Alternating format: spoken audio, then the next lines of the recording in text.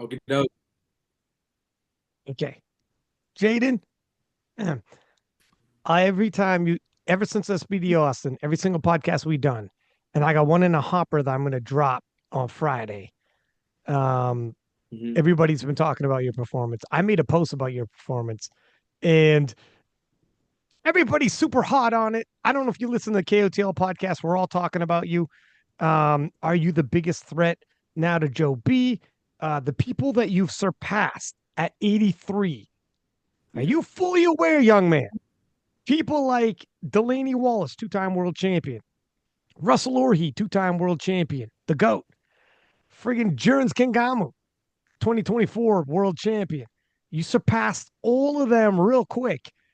And people are talking. We're going to find out. I'm going to do the year-end shows where we give out the awards, but people are talking you might be one of the breakthrough stars. And talk to Bob Matthews, I had a podcast I'm dropping on Friday with Bob Matthews, Marcellus and Ashton, and all of them. We were all talking. Everyone's super high on you. And we're like, can you believe Jayden Lowe?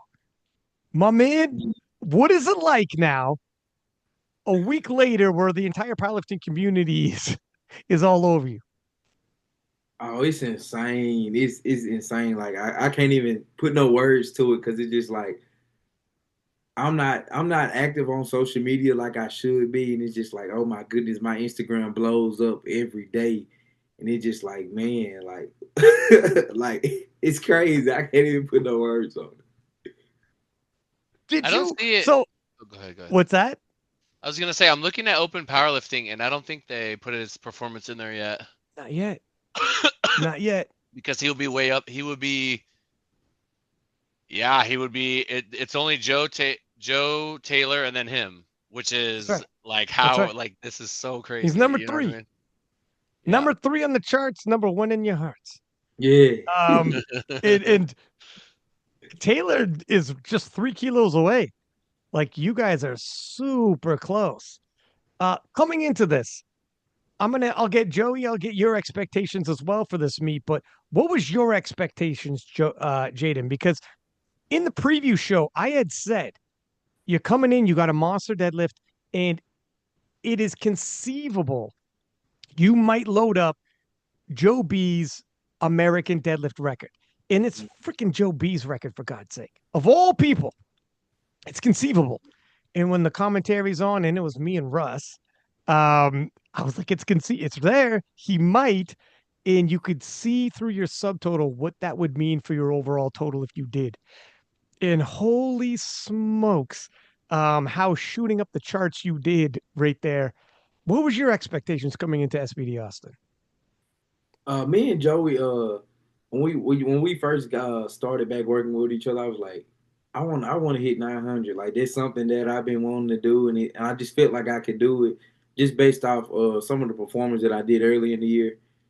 And as we continue to go through some of the training blocks and whatnot, I just kept asking them every block, like, cause I gotta know, I need to know, like, will I be able to do it? And I had expectations of hitting 900, but as we got down to the last block, I was like, okay, come on, what can we do? Because at first I told Joe, I said, I'm gonna show you how easy it is to take Joey's deadlift record. And I kid you not, I don't even think he believed in me. At the time, I don't think he believed in me until I went into the last block. It's crazy. Until I went into the last block. But going up to that meet, like we talked about it, like probably a couple weeks out. He was like, "Yeah, man, we looking at something crazy, like 880, 890 total." And I'm like, "Man, yeah, that's nasty." Like since 900 wasn't in the picture no more, like I was like, "Let's be number two in the world. Let's do that. Let's do that." That'll set the tone. That'll let them know, like, "Hey, man, this kid, like, he totaled this and he got more to add. Like this is just the beginning." So that was really my expectations going into this meet. First off, the fact that you did so well, the amount of kilos you put on your total since last time we saw you, and we saw you this year already. Like the progress you've made in 2 short years is insane at 20 years old to only been competing 2 years and already to be number 3 all time behind like Taylor Atwood, the GOAT, by 3 kilos is crazy.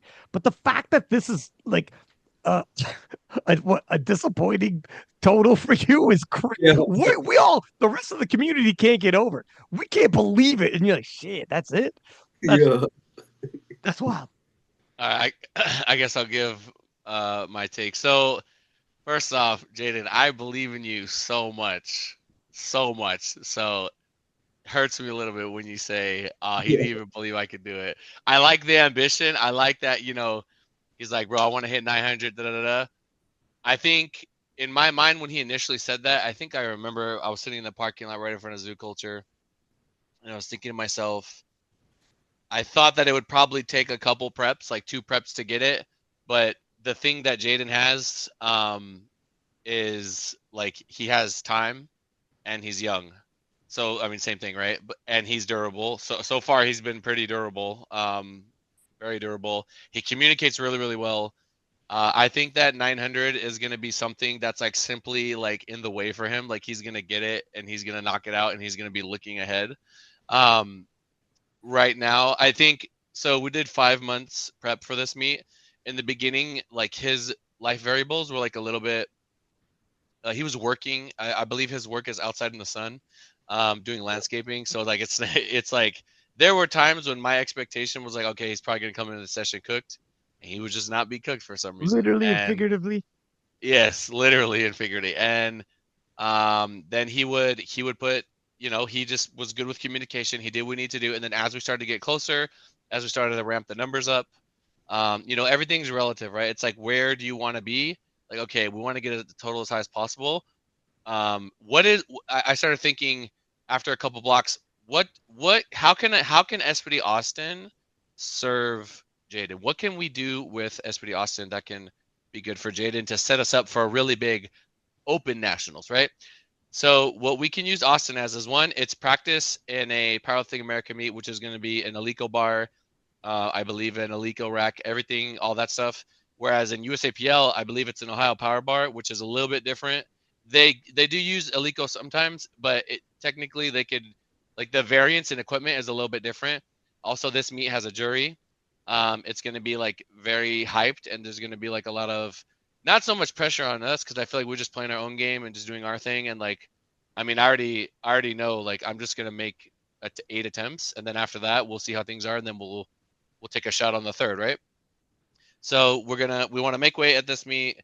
We want to see how he does with the cut, see how he does with nutrition, see how he does with everything, and then get him the experience like under those lights, so that way when we go to nationals, like, I mean, when I'm there with the boys, like I always have my crew that helps me handle the boys.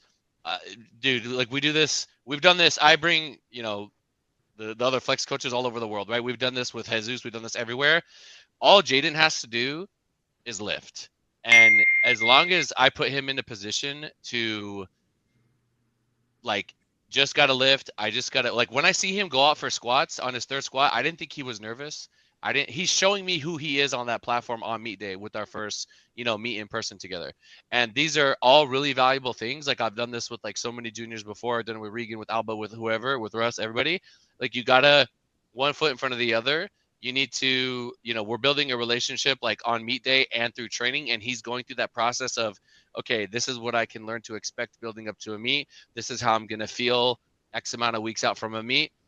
And, he went through the whole thing and did great. Like, he literally, like, everything that we wrote down on paper, everything that we, like, in my mind, like, I was thinking about, I said probably 300 will be like, do I think we could take shots and go heavier? Yes. But like, for what? Like, at this meet, why not we let's set like a nice little stepping stone at this meet with the 873, I believe, or whatever it was. And then from there, for nationals, we're looking to do some damage, right? I heard you guys talking on the last podcast about Taylor. I love Taylor. I know Taylor's my guy. He's one of the OGs, but I think Jaden is gonna.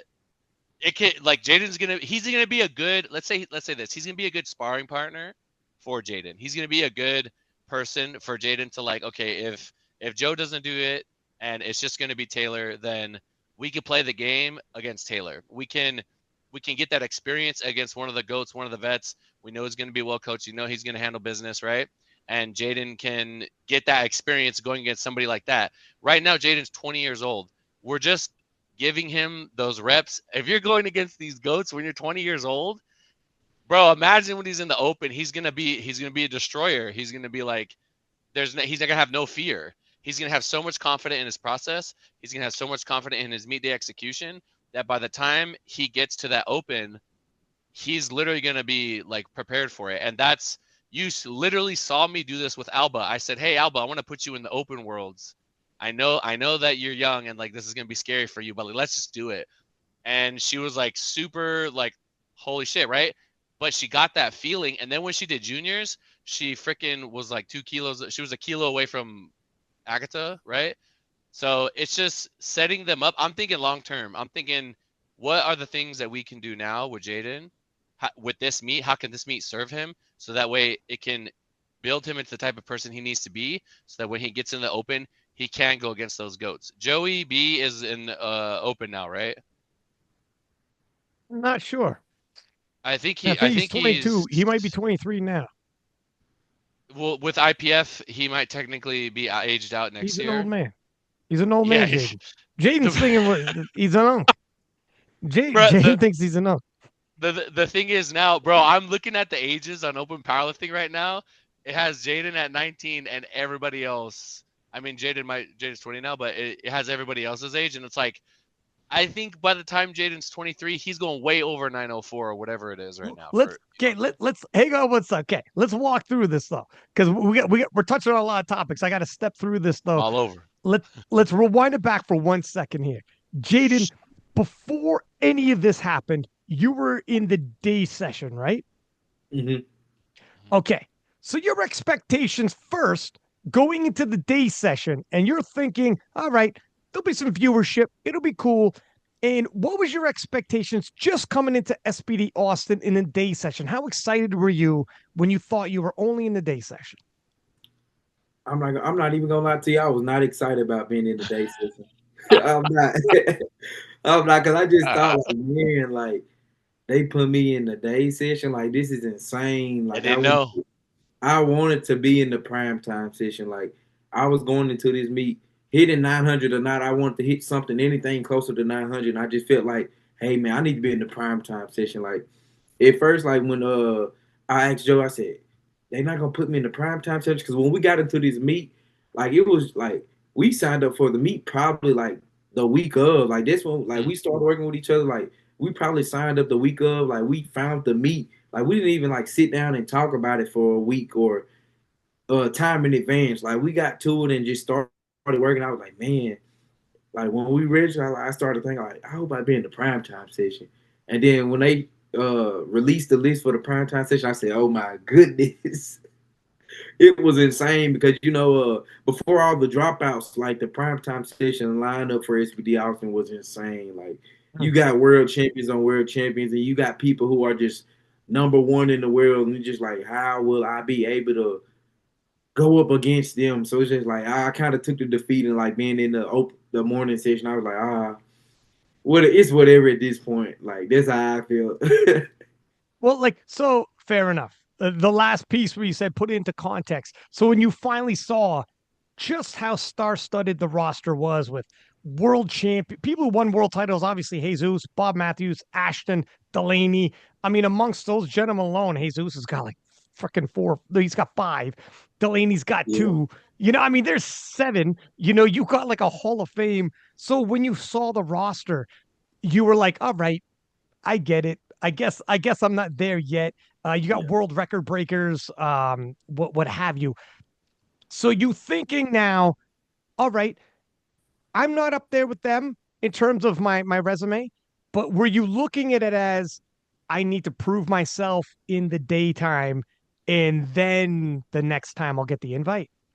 Yes, I was looking at it like that. Cause I mean, regardless of if, let's say I didn't, hypothetically speaking, I didn't get accepted into the prime time session, like the daytime session, it probably would have just gave me energy to be like, oh man, they still sleeping on me like this. I just like I said, I came into this meet being the underdog, and I thought a lot of people thought I wasn't gonna perform the way I was gonna perform, but like if I was in the morning session, it would have been the same thing. Like it probably even would have been even better because it's just like dang, like I was this close to being in the primetime session.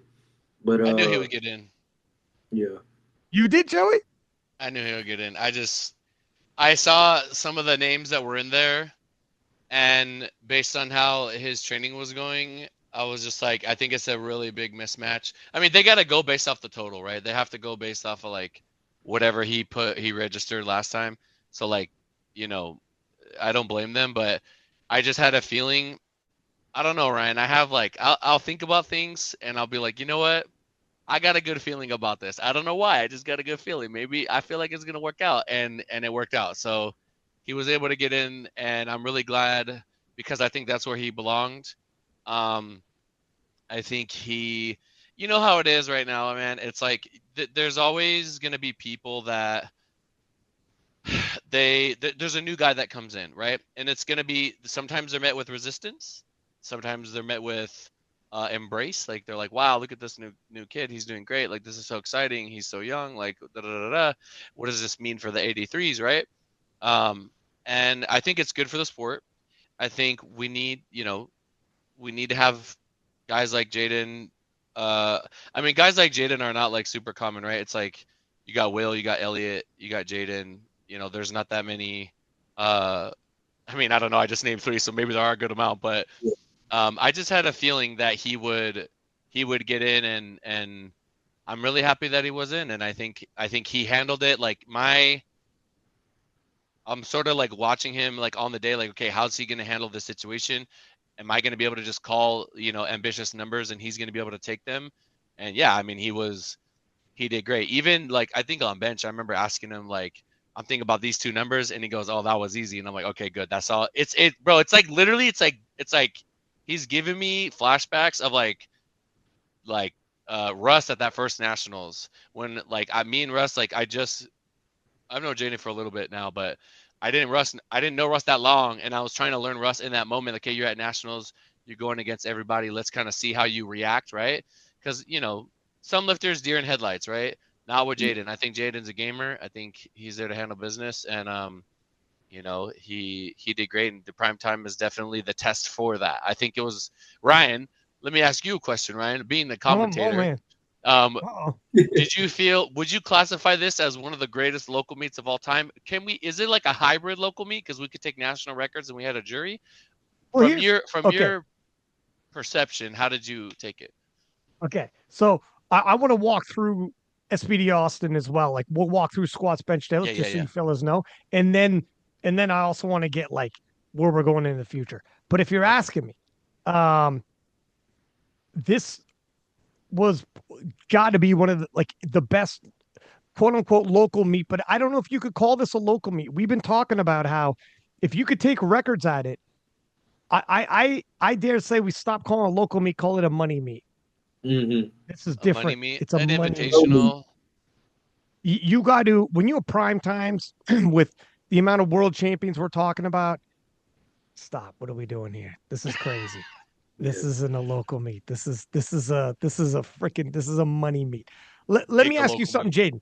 So what was your impression then, knowing that the roster was so thick and knowing that the rest of the world, they don't know the secret.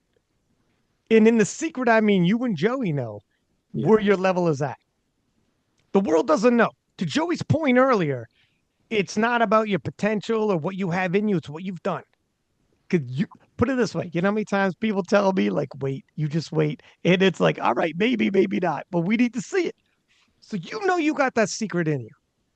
And you know you want to let the whole community know this secret at SBD Awesome, but you think it's gonna be during the daytime session. And you get word you're gonna be shoulder to shoulder with some of the greatest powerlifters in the world. And you got the whole SBD live stream, Russell Orhe, me in the commentary. This thing feels different. And it's a whole nother level now that it's prime time. Now, what are you thinking? Like I like I said, because going to, like Joey said, I had a lot of training variables, like especially when I started the fall semester with college and whatnot. I had a lot of training variables coming in because I was actually working overnight, and I did that for a month and a half, and I said, "Oh, I'm finna quit, man. I don't even Yeah. care. Like, I don't even care. Like, it's crazy." So, like, I want to say I found out during the time I was actually working at that job at the time, and I was like, "Oh no, I'm finna quit because I don't even play like this." Like it's a diff. It's I found out as a prime time. I quit my fucking job. I broke up with my girlfriend. I yeah, could do better, baby. You're holding me back. yes. Like I said, man, I said, fuck all that. I ain't even lying. Like I don't even care because it's just like I'm big on being very consistent with what I do, and I mean even if I still had the job, I feel like I would still put up the performance. Like Joey said, like I do landscaping and whatnot. Like I would not go to the gym until my body feels like it's ready.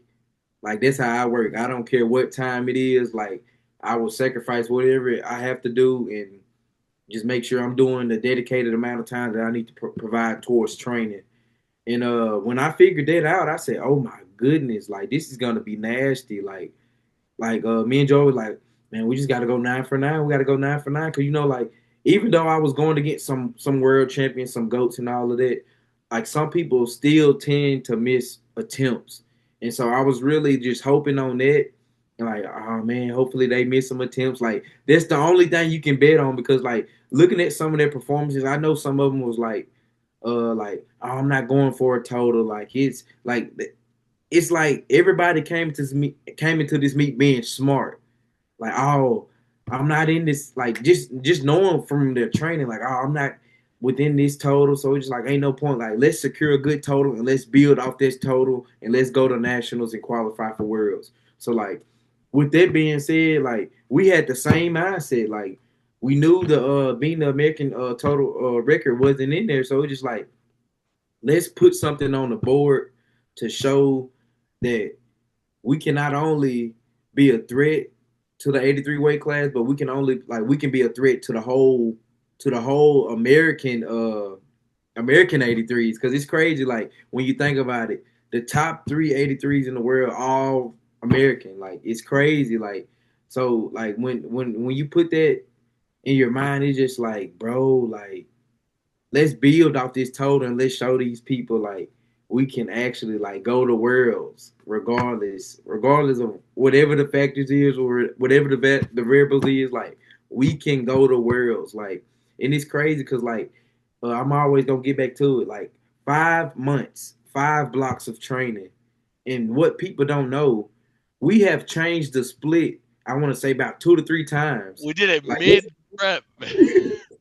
we changed the split two to Yeah. three times, Right. and you have to understand as a lifter, like going through that, like we was probably on week 3 of a block, and we went right back to week 1 of starting a whole new split. Like people don't understand how you got to get acclimated to that, and how you just got to like, oh man, we was just about to get into something crazy, but it's just like I'm communicating every day, like, no, I want the best split going into this meet. Like I made sure I communicated, like even the small things, like body weight, like how I felt, like what was going on at the time, and it's crazy. Like that's how locked in I got for this meet, and it just like regardless of the fact of like with it just being 5 months in, like changing the split 3 different times, like that is insane. That is insane. Being able to bounce back and being able to get stronger off of changing the split like so many times, and it's just like communication like really helped us. It really helped us this whole entire prep. One thing I'll say is throughout everything, I mean, he does it naturally. And this is, I have many different experiences with champions to pull from. And Jaden is he's making my job easier by just, he's giving me all the tools. He's telling me what's going on. He's keeping me in the loop. I don't have to try to read his mind. I could just ask him if I'm curious. He's giving me all the tools that I need. So that way, if he says something, naturally in my mind, I'm gonna have an instinct that says, we should probably pivot this way, or we got to change it up this way, or let's set it up like this because of what you just told me, right? Because at the end of the day, it's like the meat is almost like time is it's like a moving target. You're getting the meat is where it's at, but like training is like kind of doing this. So we have to like adjust things to kind of get it calibrated, and then as long as we can stay as close as possible to that sort of path that's going to get us to the day that we want to have, dude, I'm telling you, like, and he was heavy on the scale for some reason, right? Like we barely made weight, but I don't We're know, not man. gonna talk about that because Right like on the dime. Right on the when I dime. got No, back, he's lying. He's lying I to me. know my weight. I know my weight, y'all. I know I'm massive a little bit, not as like, but I know my weight. Like when I got back in to Mississippi, back in my apartment on my scale and whatnot, I weighed 184.6. And I mean, when I tell you I've been eating crazy, so like if that scale was correct, I'm telling you, I weighed 180. I felt like I was 180. Dude, I Ryan, I'm was. telling you, everybody was heavy. You It's gotta That's what take I'm like crazy. you saying. gotta take like a kilo off of everybody, like 0.8 off of everybody, because like it was it 10.6.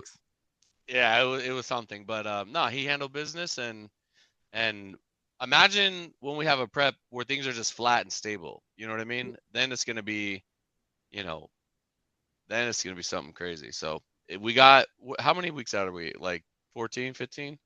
Yeah, 14 probably. 14, 13 or It's something like gonna be that. good. It's gonna be Yeah. good.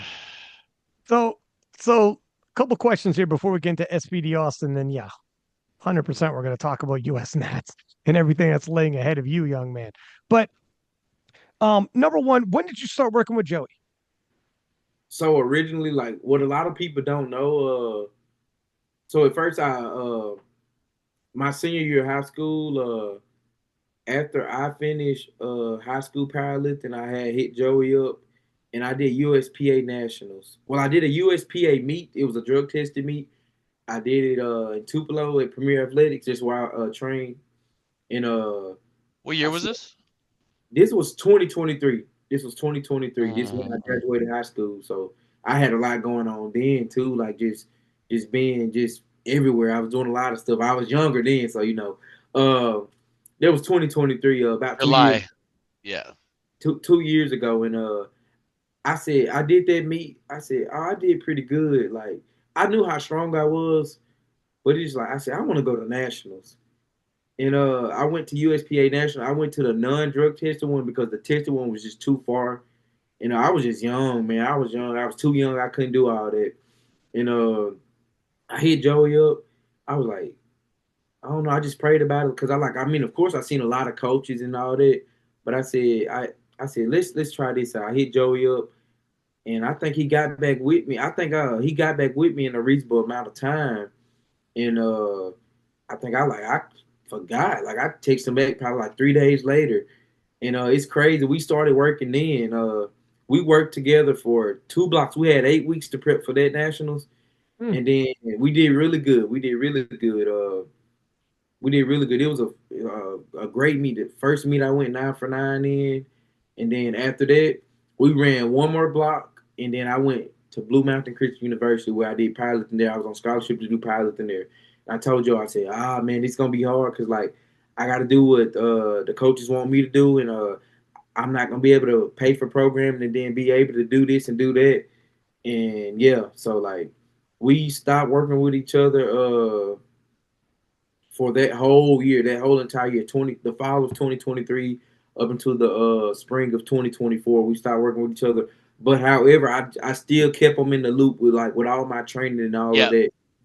And fun fact, I did equip. I did my first collegiate nationals. I competed equipped 82 and a half kilogram weight class for USAPL. I did equipped, and I was like, man, fuck this, dude. Like, excuse my mouth, like, but I did it for the team. We did it for the team to beat Midland. And when Oh I my. tell That's you, huge. Midland was huge. we were so close because like we had some heavy hitters. Like we had some heavy hitters, and we were so close. So it's just like I told my coach, I said, yeah, I'm not doing equip no more. This not for me. I never even liked equip. Like when I did it in high school, I never did equip. Like I did everything wrong in high school. Like and it just from playing football and other sports as well. But it's just like, yeah, I hate equipment. I'm never doing this again. And after that, I started training myself. I just started training myself. I never got back with Joey. I never got back, but however, I kept him in the loop. Like I said, I kept him in the loop. I started training myself. I did a meet, and it was a regionals meet. This meet was in July. I want to say it was in July in Louisiana. I want to say Baton Rouge area, somewhere near there. I did a meet. I totaled 787.5, 617 SWAT, 385 bench, and 733 pound deadlift. I was like, oh, we getting somewhere, man. We getting somewhere. And after that, I wanted to go to Raw Nationals, USAPL Raw Nationals, and that was the worst prep of my life because when I got back in school, I had to get back on the coaches training, and it just wasn't working for me. Like I Yeah. already knew then and there, like for some people, like before Joe Bernstein stepped on the scene, like even in like the 18 and 19 division, I was number one. I was number one. Well, I still am number one, and it's like, oh yeah, I got some potential, man. So it's just like I prepped for Raw National. That was the worst prep of my life, and like it was just a draggy performance because like I was in the prime time position for that, and I got third place, and I totaled 767.5, and I said I will never do that again. And ever since that, I started prepping for collegiate nationals. I did all my training and programming for that, and I totaled 845.5.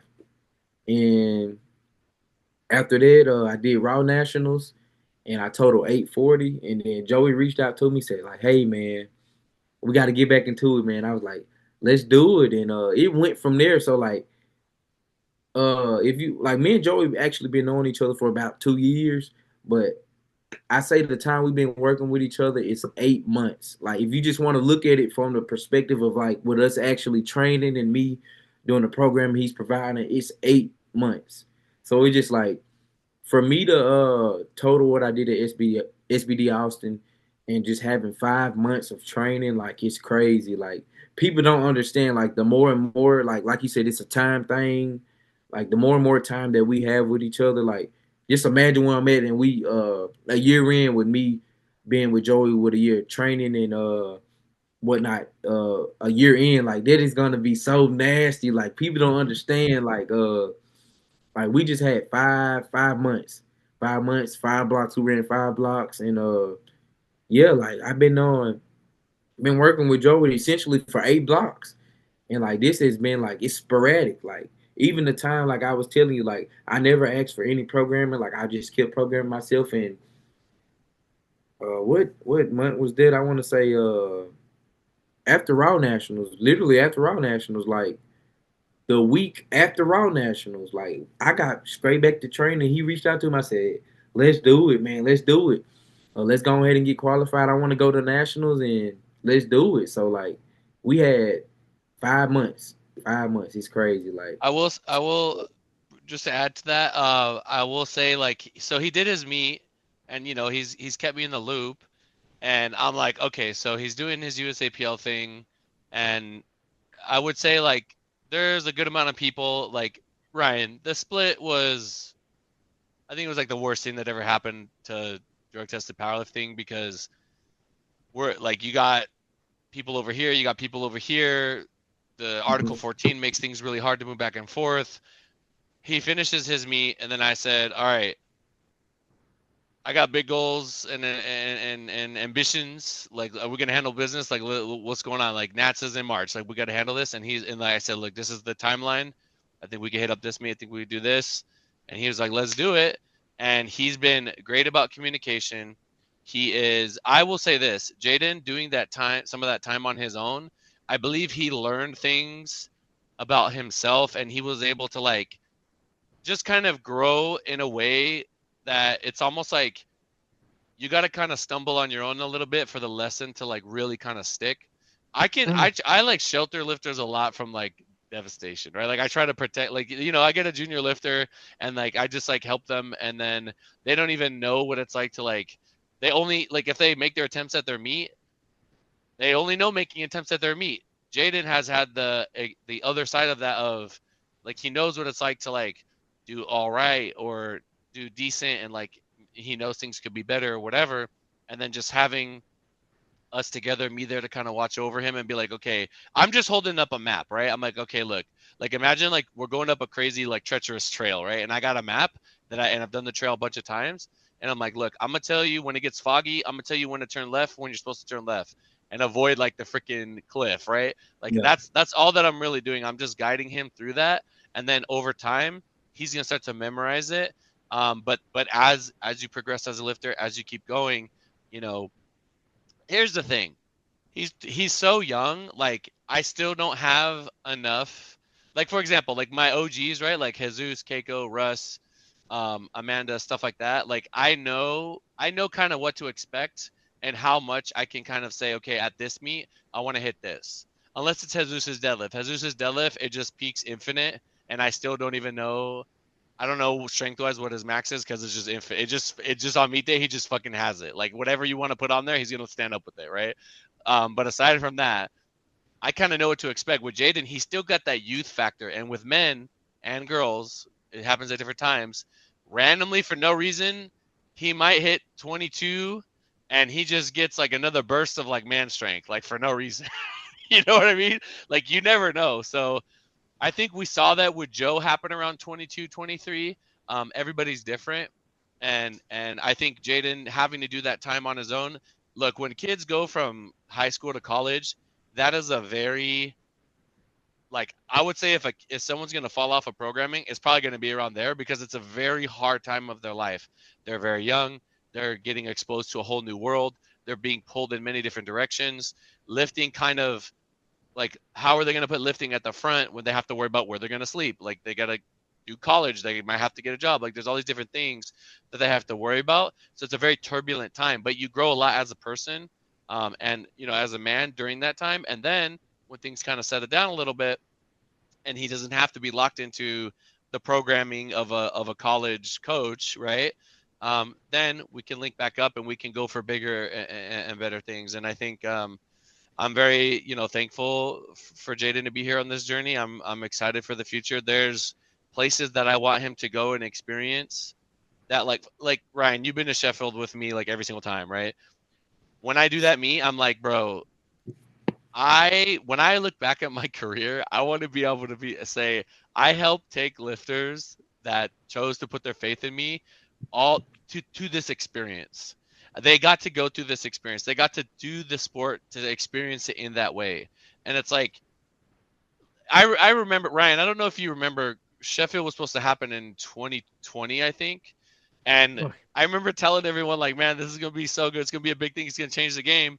And then, the world got shut down. And then for a couple years, I kept saying that. And people are like, USAPL is going to be the big Fed. Like, this shit is dead. Like, what, da, da, da, da. And I never lost hope. And I said, guys, you don't understand. Like, I've experienced this side of powerlifting. And you guys need to, trust this. It's going to be the thing.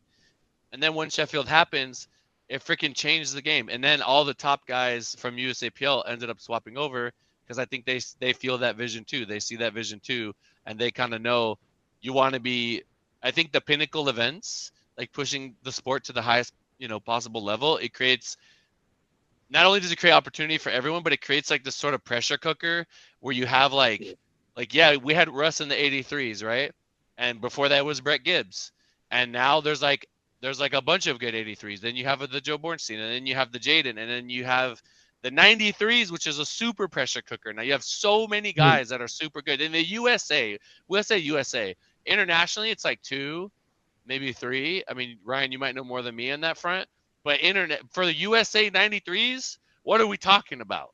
What are we talking about? Everybody's going over 900. You know what I'm saying? So it's just I know Jayden is the type of person that he wants to experience, like he wants to test himself. He wants to go against the best. He wants to push limits. He wants to compete against the best. And his name, like obviously I know him, and I'm gonna say his name deserves to be up there, but he's got to earn it and show everybody else that. And it's just a matter of us. We're gonna trust the process. We're gonna do our thing, put one foot in front of the other.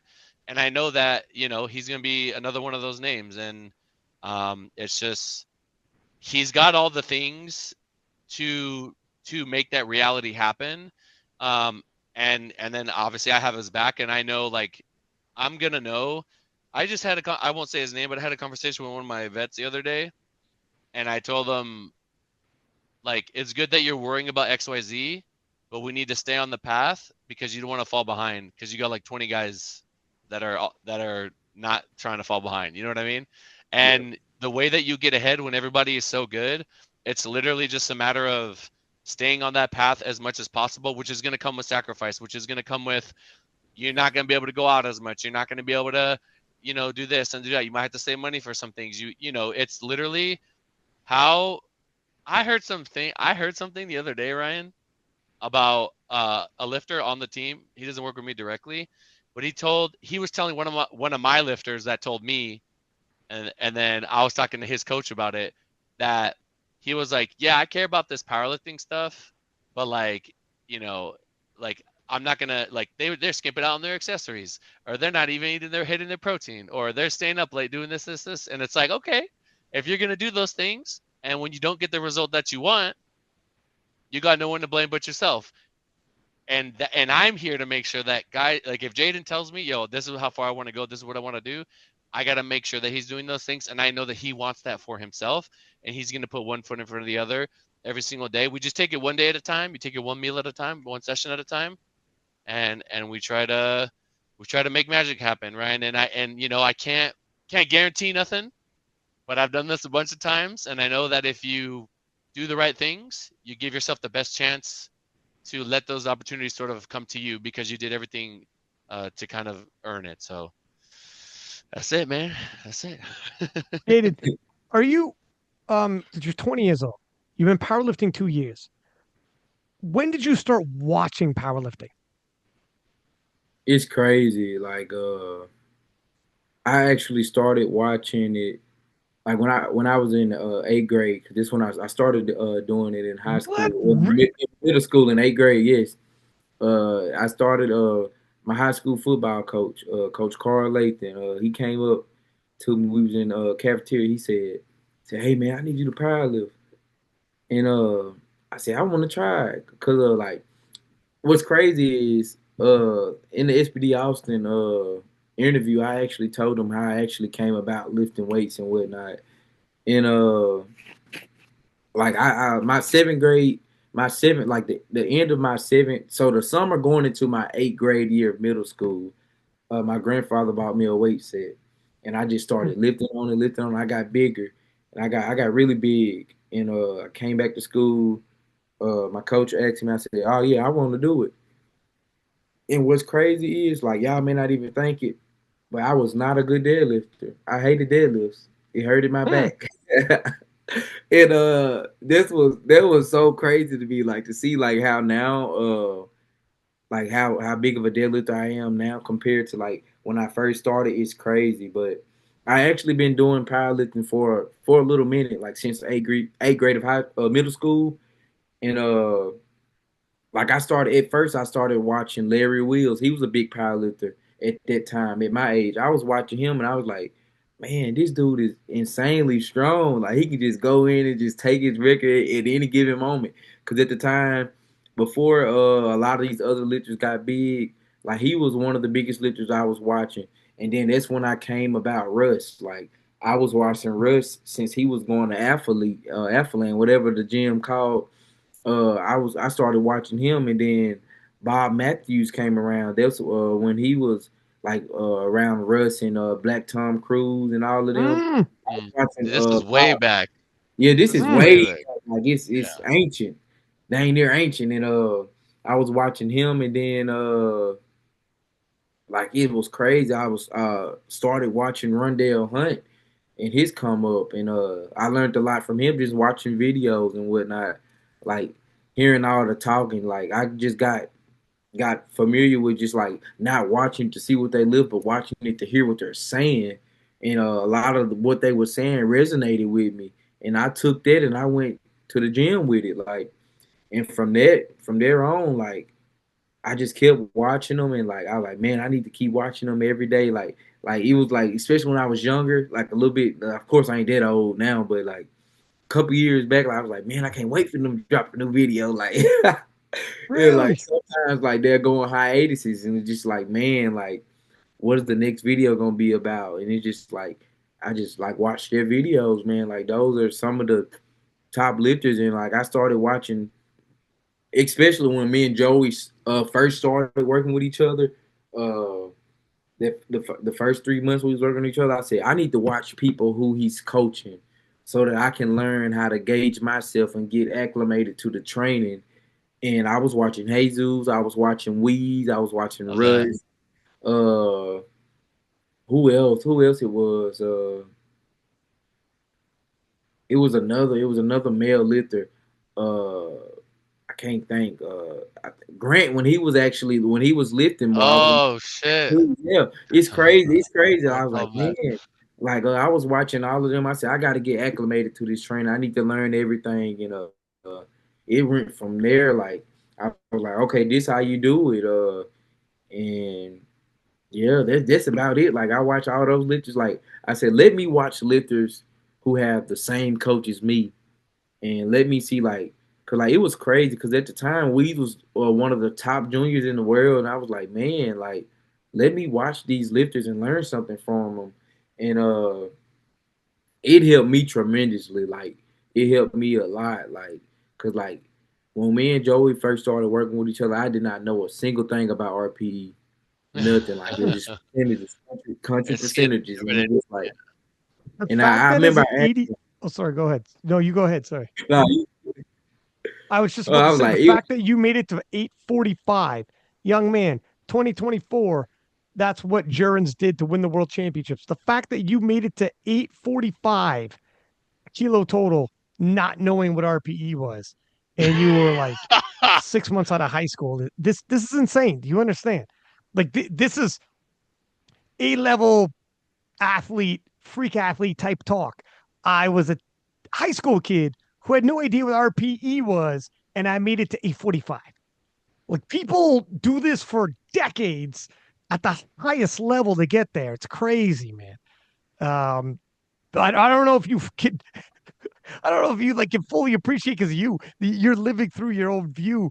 But as somebody who's been in this game for a hot minute, this is the wildest story ever. yeah, it's crazy, man, because it's just like I don't know, like when I take on things, like even with other things, like with cutting grass and whatnot, I try to like with my landscape, I try to get better every year. Like I don't believe in just being mediocre, or like just staying at the level that I feel like it's always like it's never gonna be like, oh, this is the set way to do it, but it's always gonna be a way that like it's only gonna get better. It's only gonna get better. So like I take everything and I look at everything, man. Like some people may not think about it like this. It's a numbers game with powerlifting. Like even with my own training, like I look back and like all the blocks that I done, I look at the numbers that I did. I say, okay, let's do better on this block. Let's rerun this block, but let's make some refinements to it for like how strong I've got it now. Because some of the things I didn't need anymore, and it just like I'm looking at everything. I'm looking up everything. Like I like it's crazy. Like I'll be up at night, like just like oh, I'm finna make this program. I'm finna start on this program. Like I'm starting day one on this program, and it's just like I'm making all my blocks months in advance. So Oh shit. so that when I would start the next block, like I'm learning stuff from all types of lifters. I'm like, let me implement that in the next block. And it's crazy because it's just like it's actually working. Like it's actually working, and it's just like I kind of knew it from just like this may sound crazy, but like after like I started watching athletes like after they meet, what do they coaches do after they meet? And a lot of coaches do hypertrophy, a lot of like, just depending on how far they are from competing. Like and like from that day from Raw Nationals, I was like, we have to build, we have to get bigger, and it's just like it's so crazy because like I told you, my first year of collegiate nationals, USAPL collegiate nationals, I was equipped. But if I show y'all pictures like from me competing equipped the first year to the me coming doing raw my second year, I gained 1 pound of muscle.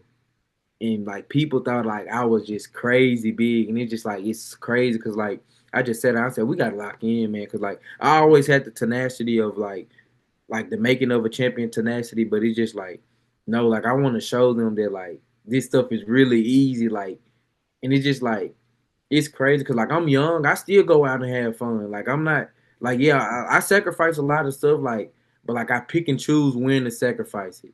Like if I feel like I'm in a good position, I'm gonna sacrifice the time to go this, go have fun, spend time with family, go do all this and go do all that. Like I try to show people that you can be a pro athlete and still have fun.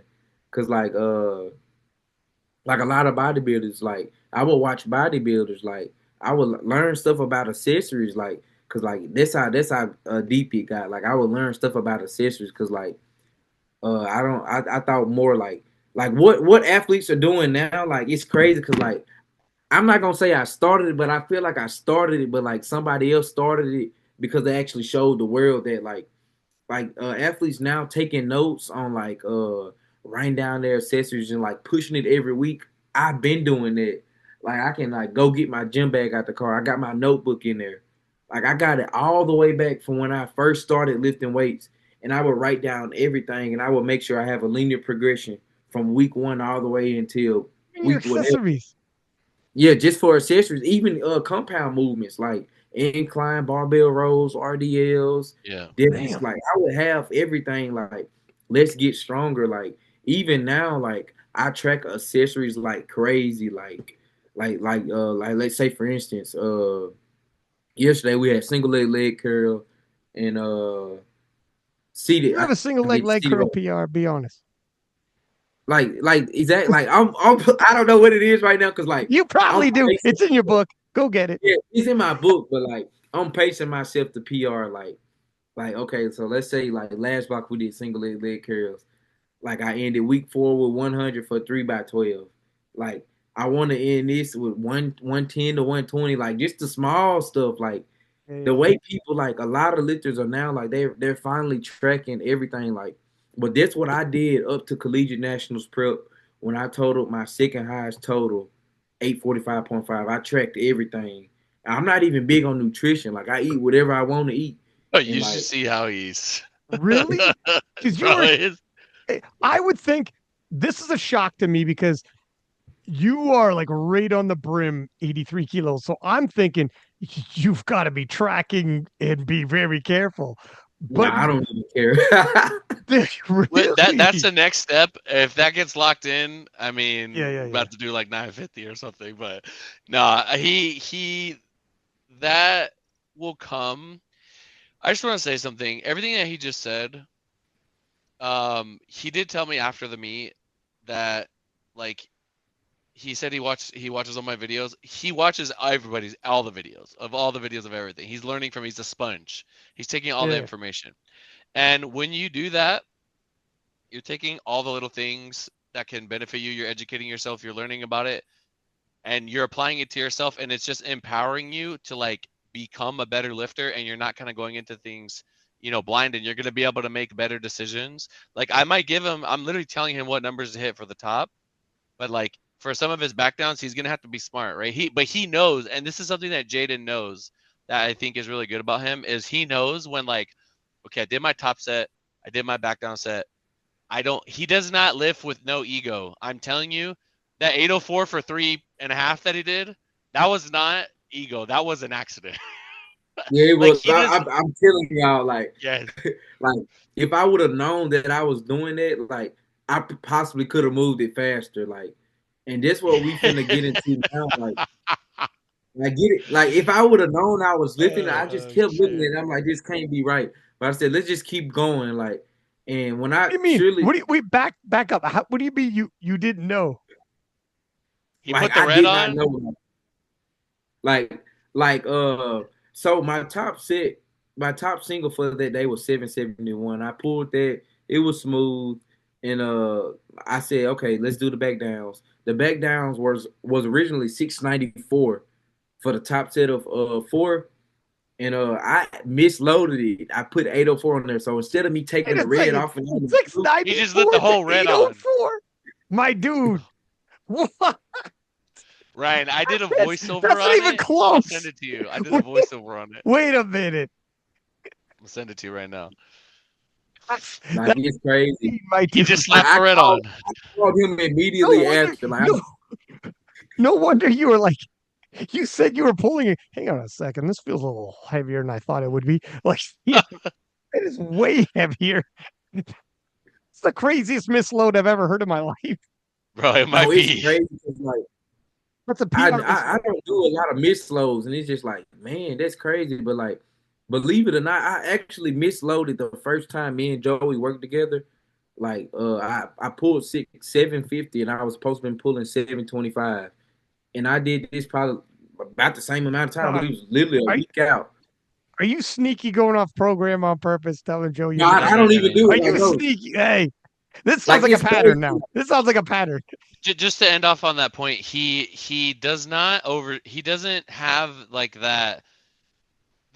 I don't know where he got this from, but like there's maybe from just absorbing everything and watching everybody. He does not have that sort of like, you're doing really, really good. You go through you go through your weeks, and then you get towards like somewhere in the end of the block. A lot of kids, they'll just say fuck it and just max out, right? Like he doesn't do that. He knows that we're building towards something down the road, and he knows like, okay, if I move, 92% clean, I already know that I could hit what I want to hit or whatever, right? Like he doesn't have to actually do it. And I think one, that's really good for durability. Two, being 20 years old, already having that in the back of your mind as a good habit. I mean, that is going to carry you through your career, man. That is literally not only in lifting, but in life. Being patient, Yeah, letting things come to you, right? Not full sending it so early. Like, yeah, you might get that short term, you know, gratification in that moment, but what about down the road? What about week 8? What about week 16? So anyway, I just wanted to say that for you youngins out there that are watching this, Jaden is doing all of that at 20 years old. The nutrition will come, and I have a way of, there's going to be times when I'm going to like clamp down and be like, we really got to lock this in. And there's times when, if things are moving the way that they need to move, Ryan, I'm telling you, there are times when he will come into training. Like when we change his split, I'm thinking usually I give lifters a week or two, like, okay, we got to get acclimated, like, just no expectations, just let it happen. It was like nothing changed. He just Hmm. kept going. So, he's got that X factor. Flex has 2 X's in it. That extra X is that X factor. You know what I mean? He's definitely got that. And, it's, we're just gonna, like, the more that I can invest in him, the more that I can just get him to like become. If you get it up here, I'm about to do a video on it. It's about the mind. Like, you are your thoughts, right? You are your actions, and everything comes from up here, right? If he has those qualities now, if I can take those qualities from all the champions that I've worked with before, all the champions that I've helped build before, and I can like instill that into him and any other juniors, right, that I'm working with, then Jaden can make it happen. He can do the right things and make it happen. And whatever obstacle comes up, we'll just tackle it. So, yeah, I just wanted to add that to what he was saying. Um, so you've been this first off, this is unique to me to hear that a young man before he was actually doing powerlifting was watching powerlifting. And we always thought of these. I'm sure Joey's from the same era where to think some kids might grow up watching powerlifting and then dream of becoming a power lifter. That's unique. For now, we're seeing a generation come up. Like, yeah, I would watch YouTube videos. I would find these guys.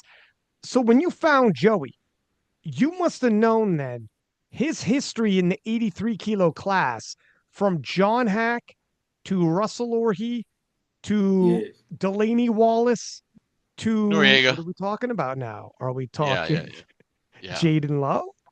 Like he's had multiple world champions in the 83 kilo class in particular. This is really Joey's had multiple world champions in several weight classes, but the 83 kilo class is where he carved his teeth and became Joey Flexx with John Hack. In his biggest star with Russ, what he's done with Delaney. Did this do you know Joey's background with the 83 kilo class? Is this part of the reason why you linked up with Joey? Or was it just coincidence? And now that you have, do you realize, is there a little bit of pressure here being like you might be Joey Flex's latest monster in the 83s? Like, uh, the John, I did know with John Hack because like I used to watch John Hack too.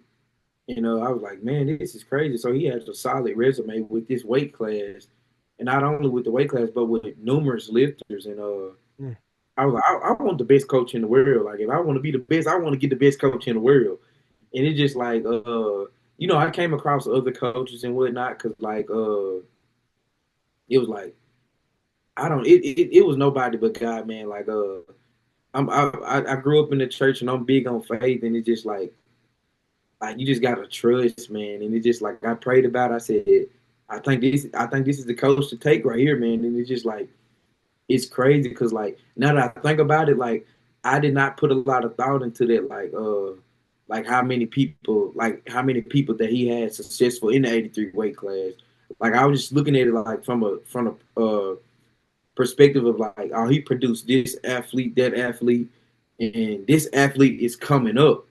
So it's just like I looked at it like that, and I was like, man, with the potential that I have, like even like not even saying this in a cocky way, but like I knew I had potential because it's just like anytime I would go to a gym or like I would have multiple people tell me that, and it's just like this a lot of people who have done it. It's like, yeah, man, this is something different, man. Like from there, or just like even bodybuilders, like because at my gym I have like a lot of IFBB pro bodybuilders, and they're like, yeah, man, like you can do either one. It's just like, nah, I just want to do powerlifting. And it's just like to just think about it like that, like me being as young as I was, and just like me doing a lot of studying into like finding the coach. I was like just like being able and lucky to find just like that one coach, because like I can't tell you like how many lifters it is out here like my age, like they have been through a handful of coaches, and it's just like, man, like I'm just lucky enough to like be able to find that one coach and like just continue to like create linear progression with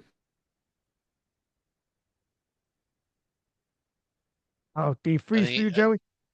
yeah, Uh-oh. he froze. in training. It's Like he's I'm just back. He's grateful back. for that. Like You're Can you hear back, us, can Jaden? Jaden. y'all hear me? You froze for a second, but I think you're back. Okay. You were saying you cut off when you said you feel lucky that you're able to find that one coach to create linear progression. That's right. And I said I was just grateful for the opportunity because it's just like a lot of athletes. Like I know some personal athletes like they had like the same amount of like potential that I have, but it's just like they still haven't found that coach.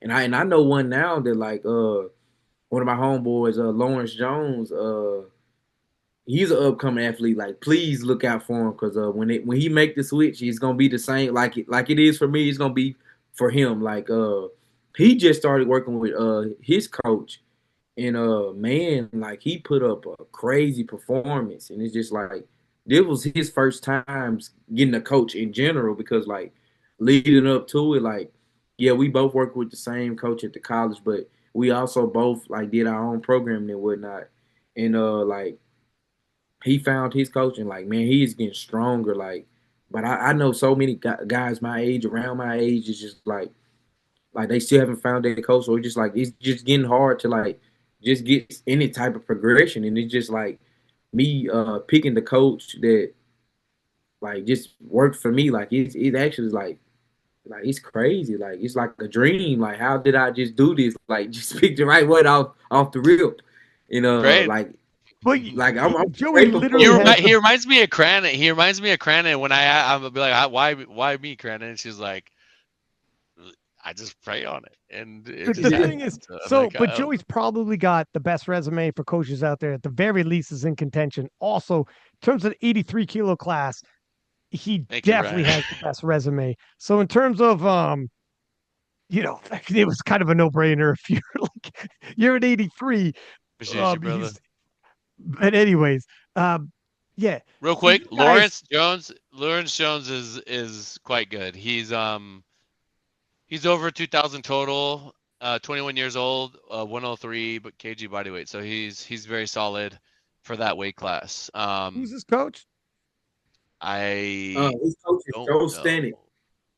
Joe Stanek. Okay, okay, Okay, okay. he works with Keenan. Yeah, yeah. Yeah, yeah. No kidding. So you guys are working together, um, and you guys are making a run towards SBD Austin. You're thinking, I want to put on a good show. All of a sudden, oh my gosh, I'm in prime time. I am now lifting alongside the guys I used to watch videos of. And the Yes. fellas that were on my YouTube channel are now going to be in my warm up room, and we're sharing the same chalk bowls, and I'm going to be on the same platform. Now, what are your thoughts? And you were thinking earlier, man, I hope I'm on prime time. Well, now it's real. And now you're lifting amongst the world's best. Sometimes some of them are the greatest of all time. And the one guy's YouTube videos you're watching, Russell Orhe, is one of the commentators talking about you. I don't know if you saw the live stream, but tons of good things to say about you. Now that you know you're going to be in prime time, take me back to what you're thinking at that point in time. If you're saying to yourself, I'm going to make a statement, or what was it going through your mind? Like it's just like it's just the same thought of me not getting in prime time. Like I come here to make a statement. Like I come here to be a threat. Like not like a little threat or like anything like that. Like I come here to like, cause like in my interview at SBD Austin, I told them like I've been a threat. Y'all just now like I had to come over to this federation to show y'all how big of a threat I am. And it's just like stepping on the platform, sharing the platform with those lifters.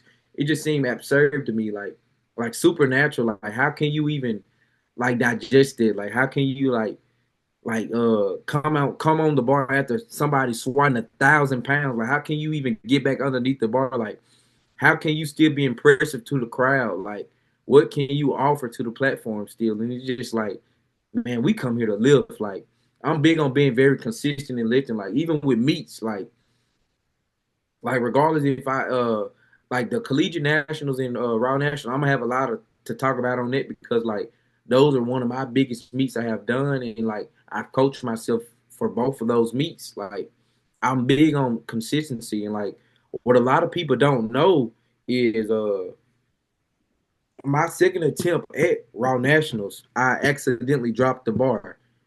And I probably jumped probably like 10 kilograms or something like that. Like this a little bit off topic, but I'm gonna get back on it.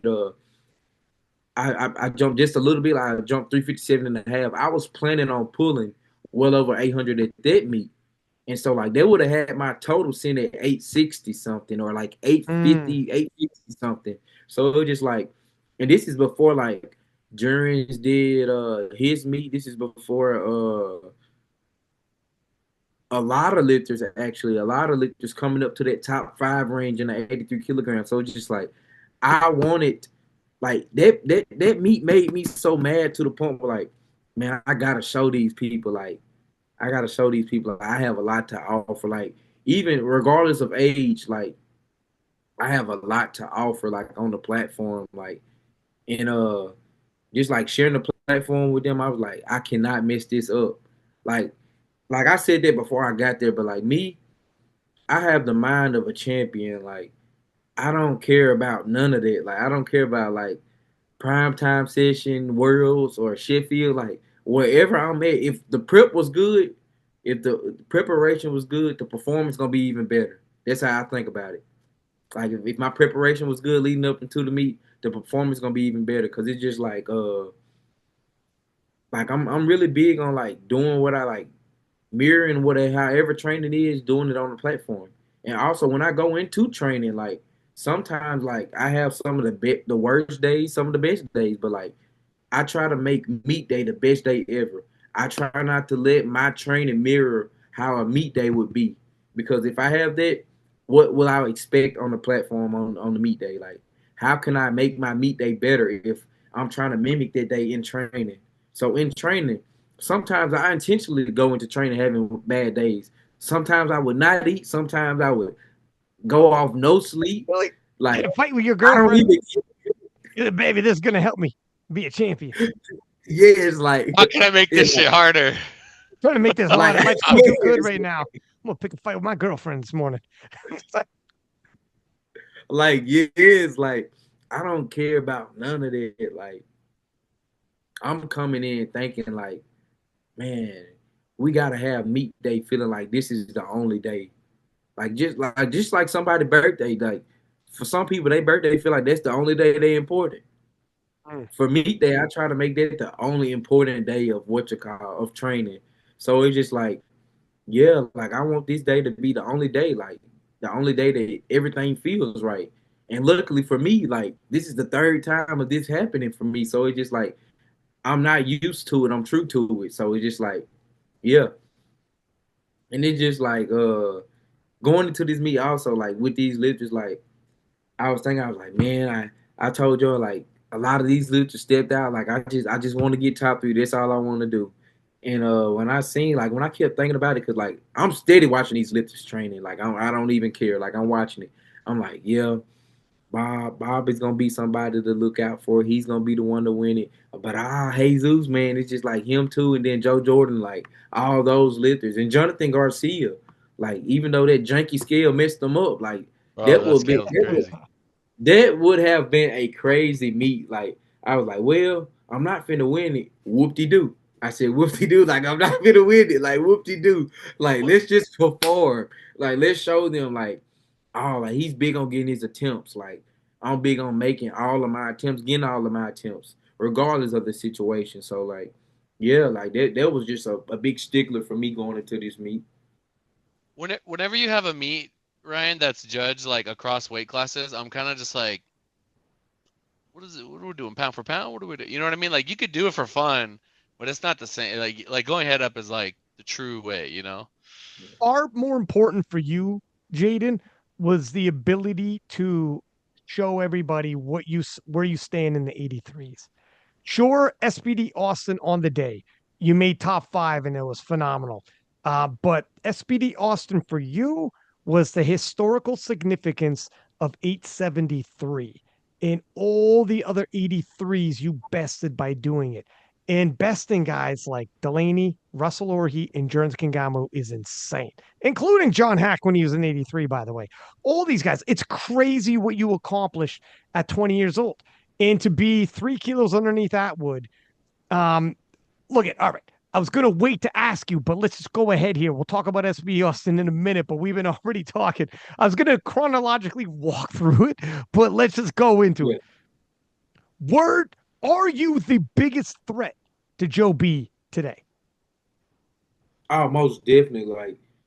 Like not even the like say Atwood doesn't have a chance, but it's just like I said, how young I am, like I have so much to grow. Like my SWAT, it can grow in many ways that many people don't think. Like my bench, like despite me having long arms, like it's like I don't care about none of the leverages. Like I'm gonna make sure that I'm gonna get great at those lifts.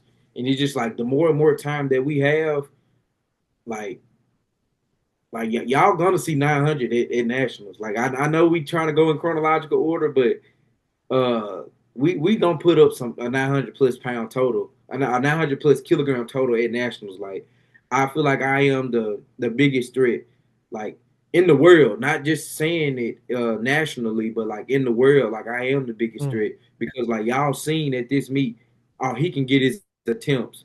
Like oh he can get this, he can get that. Like the more time that this young guy has on his hand, the better. This is how it's gonna be. Like going into like whenever me and Joe meets that have our battle, like y'all, it's gonna be amazed. Like y'all gonna be amazed because it's just like the more and more time that I have to prep, like for a meet. Like yes, 5 months was big, but it's just like you got to think about this and take this in consideration as well. Like 5 months of us trying to learn each other again. Like let's just say 5 months of us already knowing each other, like 5 months of just straight training, like Russ leading up to his 93 kilogram debut. Like it's gonna be something like that. Like it's gonna be nasty, and Dude, I'm not planning on letting up anytime soon. the Ryan for so we have Joe's doing Sheffield, right?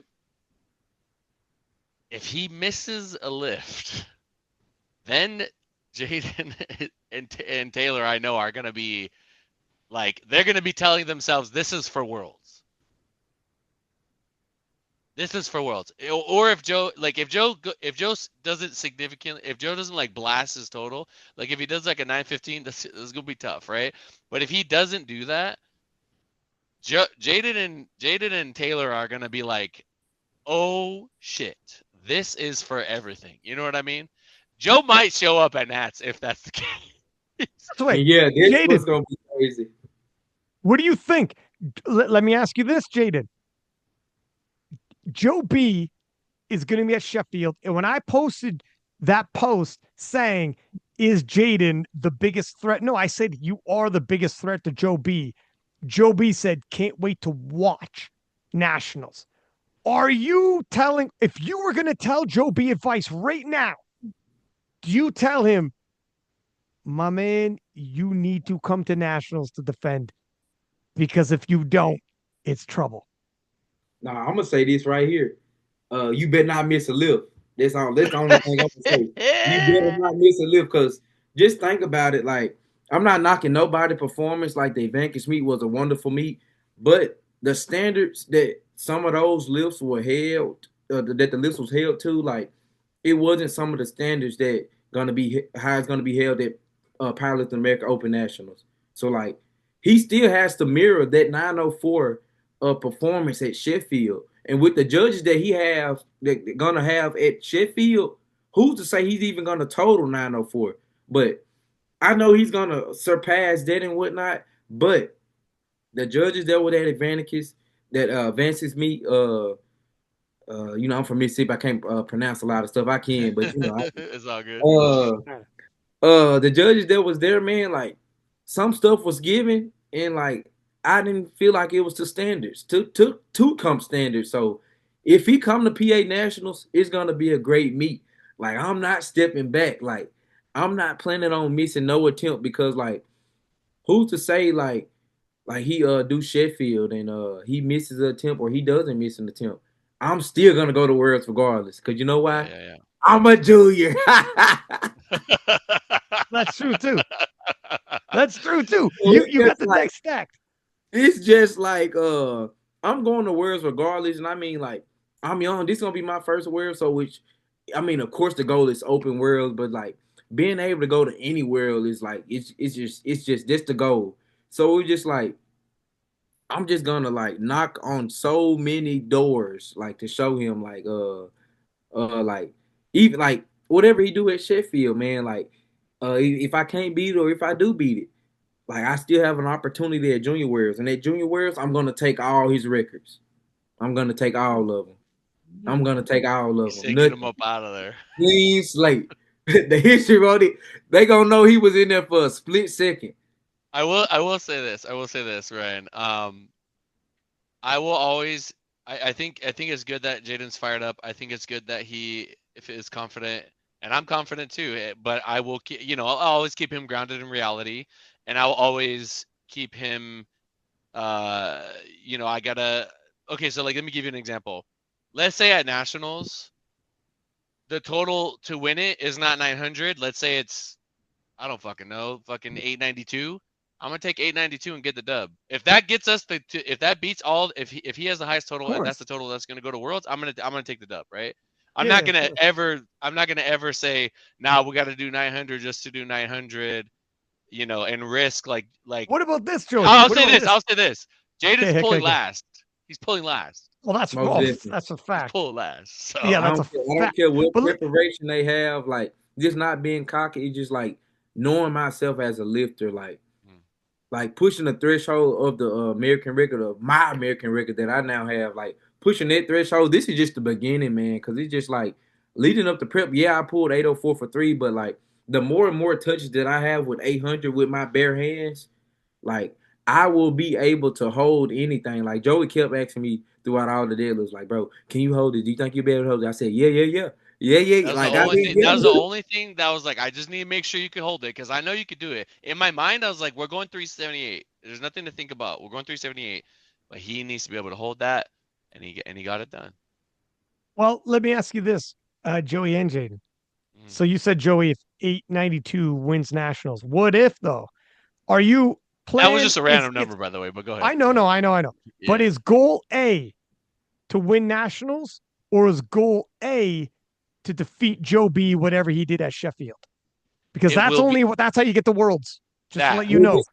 Has, yeah. Go ahead. Realistically speaking, like, I'm not crazy. I mean, like, if Yeah. he, like, let's say Joe totals 915. If he totals 915, like, hypothetically speaking, like,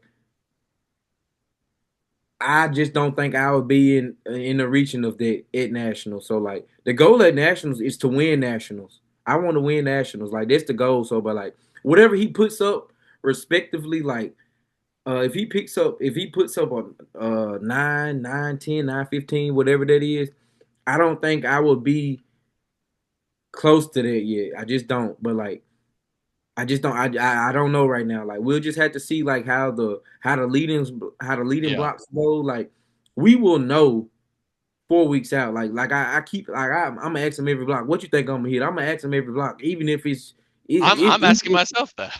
even if it's a basic block. I'm still gonna Yeah. ask every time like what you think I can hit. And like I said, I'm tracking everything like rep PRs on everything. Like I'm like man, like I'm coming in strong. Like I'm feeling strong. So it's just like we will know 4 weeks out. Like after Sheffield's, we will know. Like regardless of what he put up, we will know. But I'm gonna be texting him. I'm gonna be texting him the night of Sheffield. Obviously, I gotta handle business with Russ, but after that, I'm literally gonna text Jaden and be like, "That's the number. Now you know yeah, what it is." And you're Let's right. If the pressure, you're not there, but the pressure you're putting on Joe, even if you're not there, you're kind of there. yeah, Because Joe knows you. Okay, listen, me and Joe got a podcast coming up. You know he's going to hear this podcast. I don't know if you've seen his stories. He listens to all the King of List podcasts. You know he heard this. You know he's thinking, this is a young guy on my heels. He like the pressure is there, but he's a phenomenal talent, obviously. So we'll see. But it's exciting. Bro, As a sportsman. Oh, we Jaden, your lost. mic cut out. Your screen cut out. oh no, it's good. My bad. That's probably Go because ahead, you Joey. looked. I was gonna say, realistically speaking, Jaden's kind of like a year early. Like he's at this level, but he's like a year early. We have a shitload of time. Obviously, we're gonna try to anything. Honestly, in my mind, I'm like when I think long term, when I think about the long term goal, anything that he does right now is extra credit. Would I love to get the world like if we get the world title out of the way, we get all these things out of the way early, and then Jaden doesn't have to, um, he's like once he gets that first, dude. I actually think when you get a first world championship, you actually get even better. Like you turn it up, you just fucking turn it up a notch, right? Um, we're turning it up now, but like Jaden also is like I think he's probably around on meet day. He's probably like 81.9 or something, 82.2 or something. When Jaden's actually like eventually, hopefully not this year or next or midway through next year, when he's like an 85 and he can do a perfect cut, or he's an Mm. 83, 86 and he can do a perfect cut and be heavy on the platform, that's where that 320 squat's going to come in. That's where that devastating bench is going to come in. And that's when that deadlift is just going to be out of this planet. So these are all, I think Jaden's head is in the right place. I'm just taking it as one block at a time. And, of course, we're coming in asked to do damage. We're not coming in asked to just be like, oh, we're just going to do juniors either way, so it doesn't matter. No, obviously, we want to try to go for everything. And no, bro, I cannot, like, all the respect in the world to Taylor. Taylor is a phenomenal. Can you think of for a junior to go up against? Taylor is like a vet. You know what I mean? Taylor is the OG. He's gonna, he's probably putting up 900. So we know we got to bring it. That's gonna be a crazy thing for Jaden. And from me, there is absolutely no disrespect at all towards Taylor. His pops or TSG or none of them. I know what they bring to the table. I know they're gonna be on their P's and Q's, and I know Taylor has Taylor. One thing that Taylor does is he keeps that chip on his shoulder, and I think Ryan, I'm gonna be honest. When I listened to your last podcast, I sent it to Alba, and I said, "You hear what they said?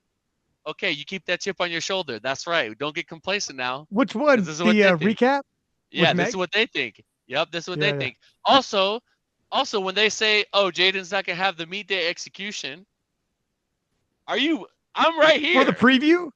I'm right here. Was You're that the not gonna preview have. show? No, it was. They're saying up against Taylor. I'm like, bro, meet the execution. We're pulling Oh, last. We're just gonna go 8 for 8, and the number is gonna be the yes. number. Like what you thought? You know That what I is mean? the ultimate So advantage to be able to pull last. yeah, so we're gonna handle business, bro. It's like I've been doing this for so long, and like I, part of me doesn't give a fuck. Excuse Yeah. my French. Like, part of me doesn't give a shit. When people say stuff, I don't give a fuck. I don't have to prove nothing to you, right? The other part of me is like, all right, let me make it a game. Let me get the chip on the shoulder. Let's make it fun.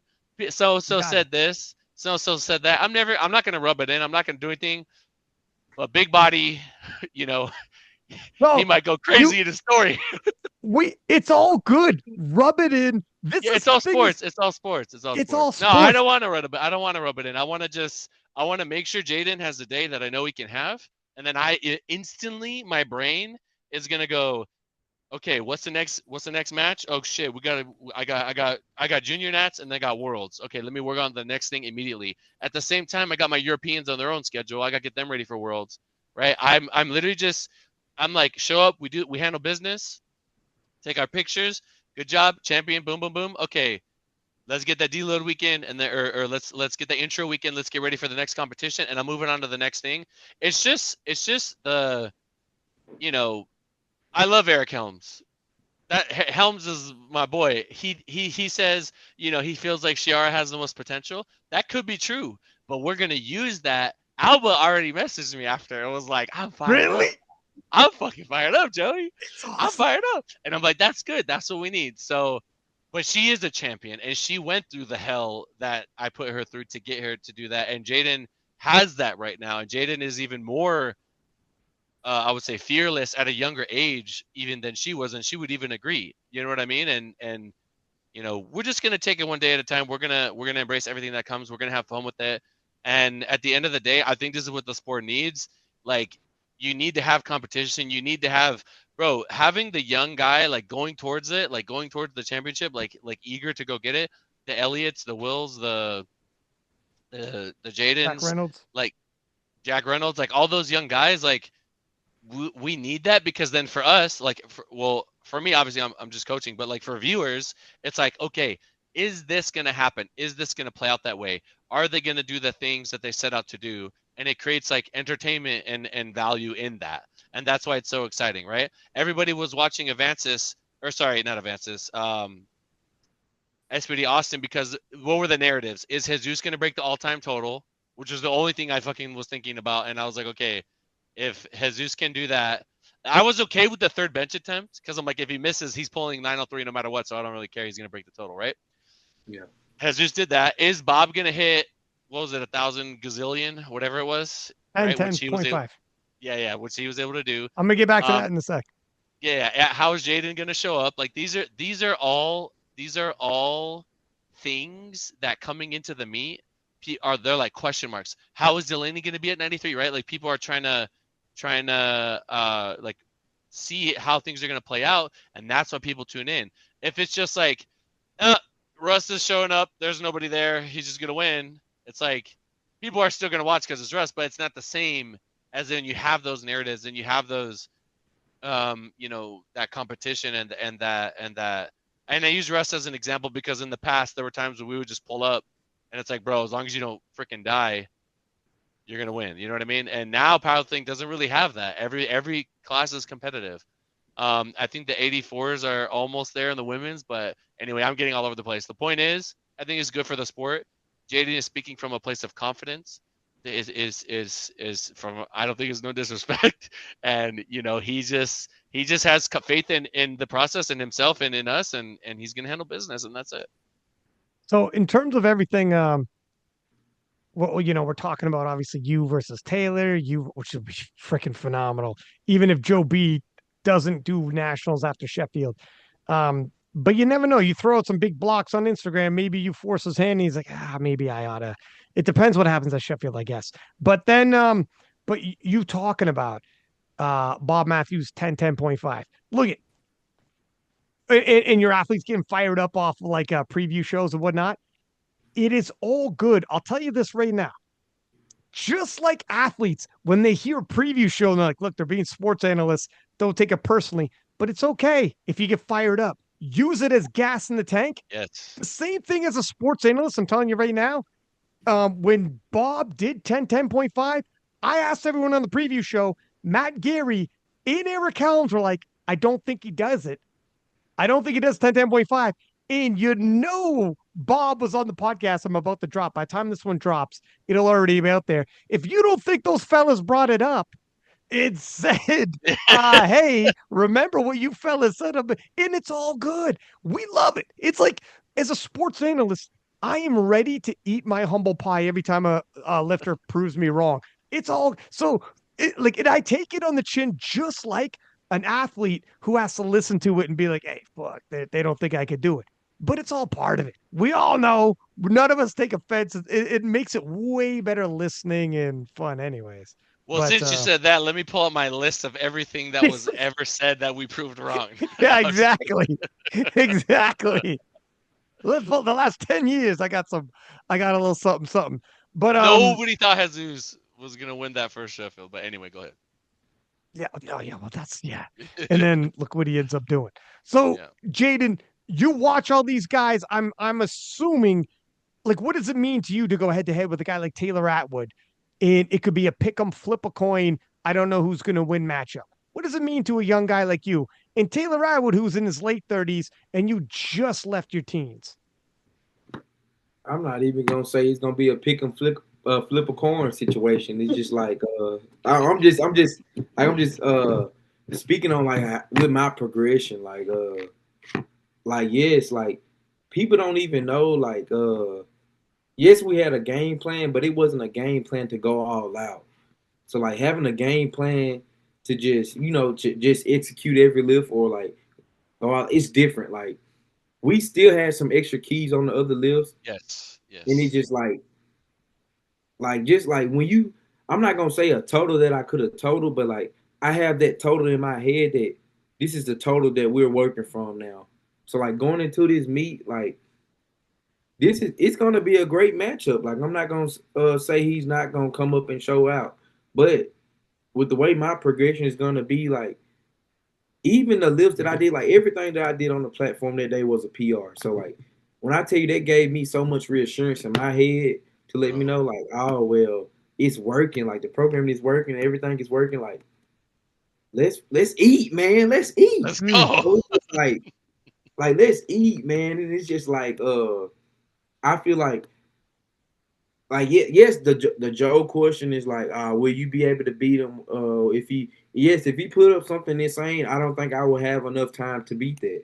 But with Taylor, I feel like I would be the number one person. I mean, like he just gonna have to prove it to me. Like I just want to see him like beat me. That's all. Cause I mean, like if he beat me, y'all just gonna see a whole nother different athlete, man. Cause it's just like He doing a backflip for sure. I don't take nothing. I don't take nothing like I take it as I wasn't ready, but I'm ready to be in the open. Like I'm ready to be with the open lifter. So it's just like I don't even think it's gonna be a flip coin. Like I just think, not saying that it's gonna be like I'm on top the whole entire meet. It's gonna be a battle for sure. Like it's gonna be a battle, but it's just like it's not like Taylor's gonna beat me by no 10 kilograms or 20 kilograms. Like it's gonna be very close. And I feel like with how training is progression now, even with us being like into week 2 of this block, like we're pacing ourselves for something nasty. And if we continue to do that, I'll be like crazy on the platform at nationals. I don't even think it'll be a coin flip of like who's gonna win and whatnot. Like, cause it's just gonna be crazy. Like the level of reassurance and headspace that I have in my head right now with how I feel like training's gonna go. Like, it's gonna be nasty. Like I said, like he said with Joe, like you can't miss no lift. You can't. If he miss a lift, I'm just gonna we taking it. It's just how it's gonna be. And we're willing to do things like, I mean, Jaden squats really deep. Like I don't need to worry about depth ever. If he missed a squat somehow on second, I don't give a shit. We're gonna hit it on our third. You know what I mean? Like we're just gonna bloat it on there because that's the type of mentality we're coming into the meet with. Also, I will say two things about Taylor. One, when I think about Taylor, at that meet, at the last nationals, I think he looked better at that last nationals than he did at NAPF, that he did with Russ. And I think that he tried to pull something to put Joe in a bad position, and I think Taylor ended up missing it, but he still had that nice total. So now I need to go back and watch and estimate like what did he have then, and then the variable, Ryan, is with Taylor's. I mean, I hate saying age, like because I mean it is a factor. We need to figure out the rate of progression. Now, if Taylor had a perfect nationals and a perfect NAPF, that would give me a lot of really good data to say, okay, at nationals we could probably anticipate him hitting about something like this, right? Because at nationals he had a good showing, probably left a little bit more in the tank.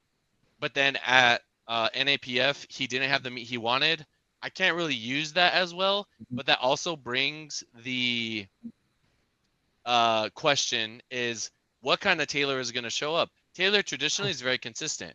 Is he going to show up like NAPF Taylor? Is he going to show up like Nationals Taylor? Is now at his age, and I'm just saying shit. I don't actually have feelings or thoughts on this. I just know how this goes. Is Taylor now at his age? Was the turnaround from Nationals to NAPF too close? Yeah, Because I mean, I know like for Keiko when we compete, we need to wind back up again. It's gonna take a minute. Jaden's already back in it. He's already fucking. He didn't even go down after me. Just literally just going up, right? Um, some lifters they can do that, right? Like Amanda will do like 27 meets a year if she feels like it and she could do it. Not every lifter could do that. Alba, I had her compete 3 or 4 times one year and she was fine, but she was young and everybody's different. So the whole thing is there are things about Taylor. We got to assume he's going to bring his best. And the second thing I was going to say is if Joe hits a gazillion at Sheffield, the goal is still going to be to win nationals, and that means we would have to inevitably go after Taylor. So, um, and then if Joe doesn't have the day that he wants, does he show up to nationals? If that's the case, then we got to go ahead. You know what I mean? Then it's going to be a different conversation. So we'll see. We're going to take it one day at a time, 1 week at a time, and I think that there's a lot of right now in the sport of powerlifting. Uh, um, I think we have the most like if you think about all the prior 83 kg classes, all the prior 93 kg classes, right now, 105s, 120s, whatever you want to throw out there, just roll a dice and pick a number. Um, there is so much to figure out at nationals. There's so much to say, you know, who's going to hit what, how is this going to pan out, who's going to make it to worlds, and I think that's just going to drive viewership. And I honestly think like now's a really compelling time in the sport. I know that a couple, I think that I don't know how many people from USAPL are coming over, but that's going to be another thing to kind of wait and see, like how many good guys from USAPL are going to come over to PA and be at that nationals.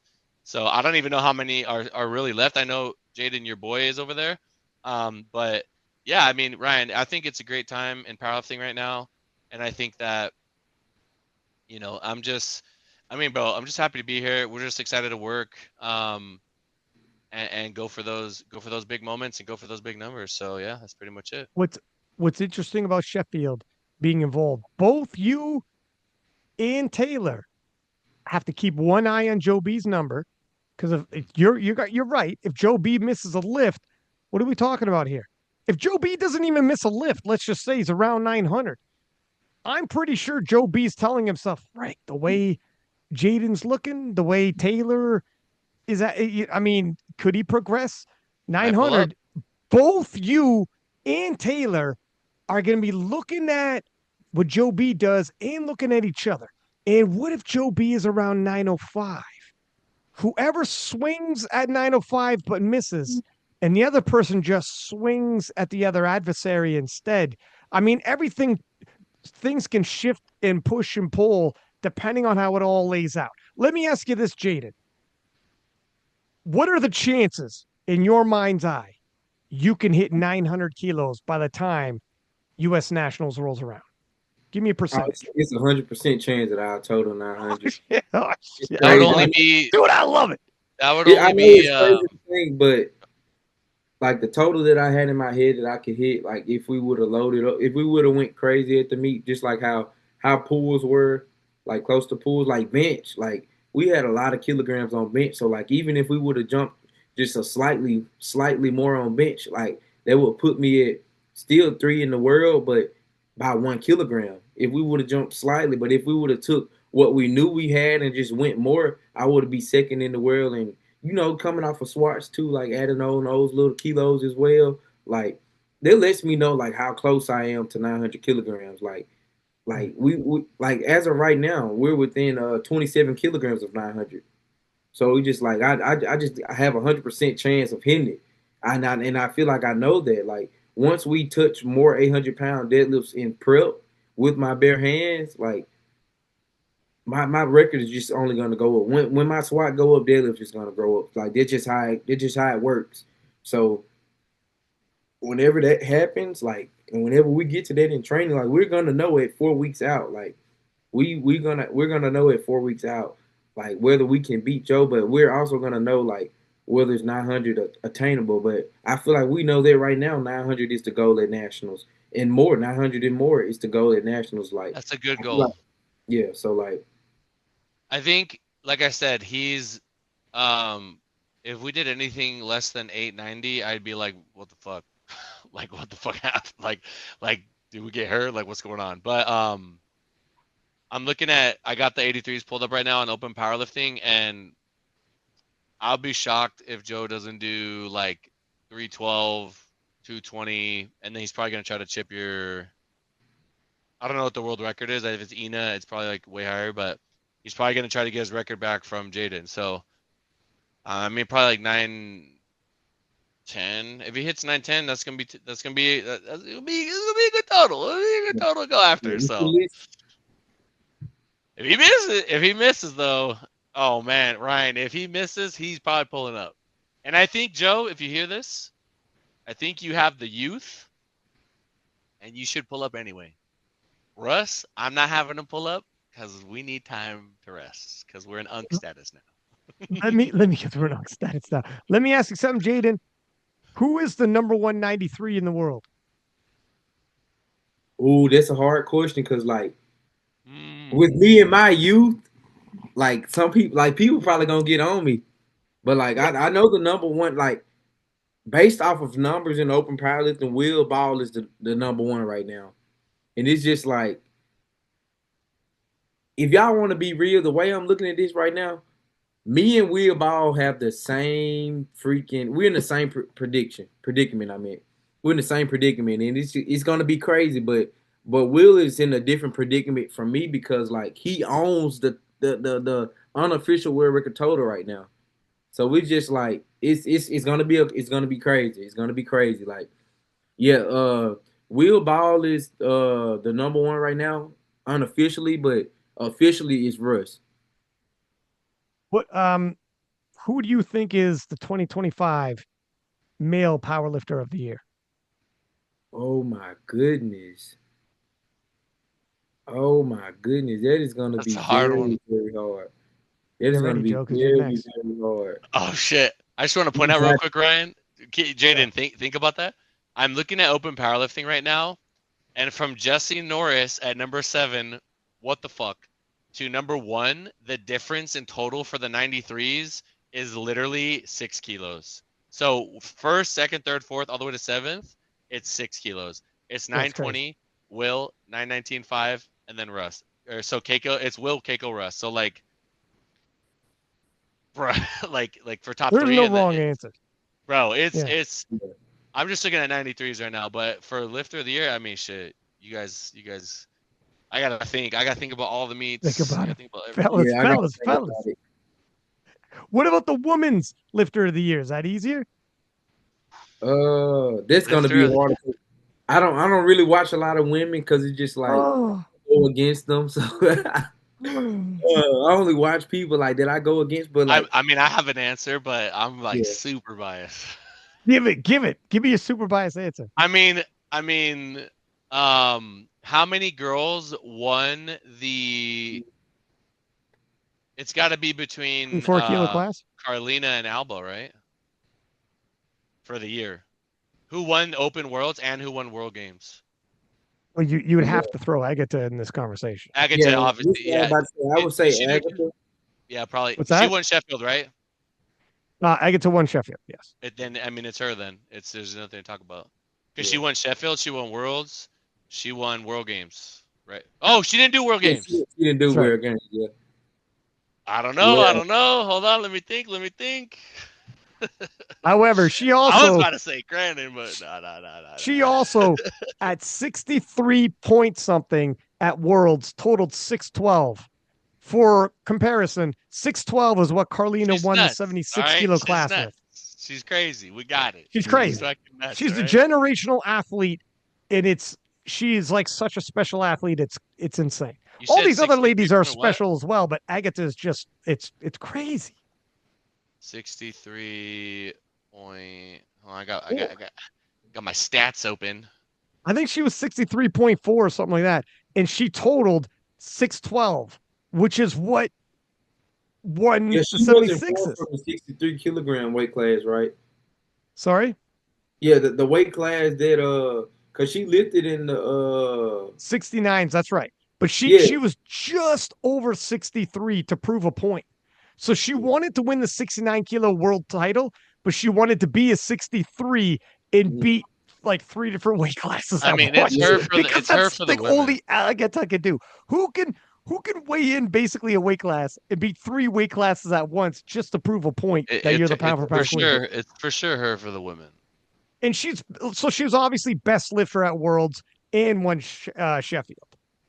Yeah, I mean it's crazy. She's What are we such talking a. about here? It's pretty. I'm gonna have to I'm gonna have to pick a open lifter and a junior lifter because it's gonna be crazy. Like I Mm-hmm. would say Austin Perkins because it's just like man like the advanced performance that he just put up like it Mm, shows that he has so much more in the weight class and it's just like if he were to go all out like let's say Elliot Sykes gets very close to him like that would be so nasty and I just say a junior lifter I'll say Will Ball just coming off the adversity that he picked up off of H Division Nationals and like him wanting it like coming into Vankus meet I mean not the Vankus meet the meet that he did do that's nasty that's a lot so we got adversity and we just got like